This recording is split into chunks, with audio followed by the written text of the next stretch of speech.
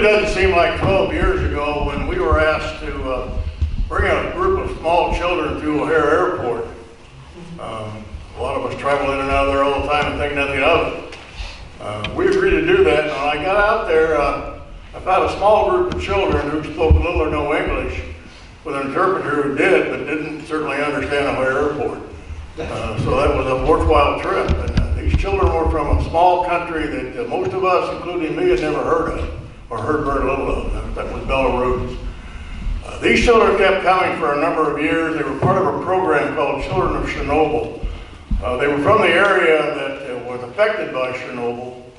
And as you may remember, 60% of that radiation that belched out of that number 4 reactor for 10 days fell in Belarus, and it's still affecting that country today. That program was canceled, unfortunately. I really enjoyed it because we had those children in our home. Of course, we had them here at church. But by that time, we were involved with helping the baby orphanage in Mogilov, Belarus. Belarus has had an orphans problem since well before their independence, which was about 1991 from the Soviet Union. Today, they have about 25,000 children living in orphanage-type institutions. And it's only a small country. They've only got about 8.5 million people. But these children have little or no hope for the future, and some are well cared for, some are not. They did have a very good foreign adoption program going, which has been canceled. They're now trying to internal adopt and put them in foster homes. So that's not working. On my first visit to the orphanage, I noticed that the heaviest percentage of children there, about 150 children, were infants. I thought, where do these infants come from? Well, they were abandoned by their mothers at the hospital. It seems that the majority of the orphans over there are social orphans.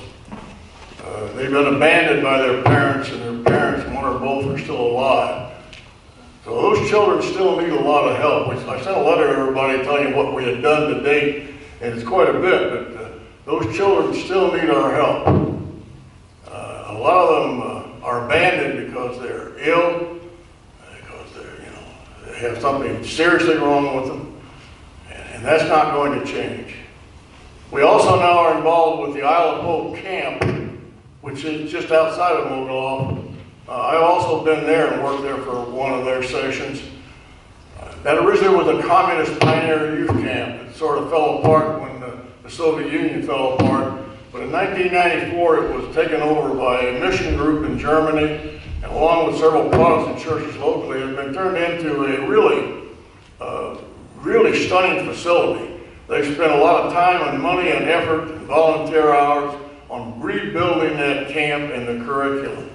They went from having the ability to take a few children the first year up to now they're able to take in several stations of children. These children are almost all orphans, or they are from families in Belarus that, I don't know how to describe it. Belarus has a large problem with sort of destitute families. And some of these families have some real problems. And you won't learn that by reading about the country. They keep that fairly quiet, but they're there. It still only costs $80 to send a child to camp for 10 days, which is an amazing amount of money, and that's of course because of the exchange rate between us and them, that they're able to do that. But it's a marvelous camp, and they're making improvements every year. We currently sent about 130 children to camp, and I'd like to, obviously, we need to send some more there. Because I've been there, I've watched those kids, I watched them register and come in, and then I watched them through their period of time when they were at that camp, and it made a difference in their lives. So, and the nice thing about this whole Belarus ministry is every dollar you give to this goes right where it's needed. There are no administrative overhead, none. So a dollar, you give a dollar and it ends up in Belarus, actually it ends up over there at about 2,000 to 2,500 rubles. So the exchange rate's in our favor. So once again this year, we're asking that you give and give generously, and those children will appreciate it. Thank you.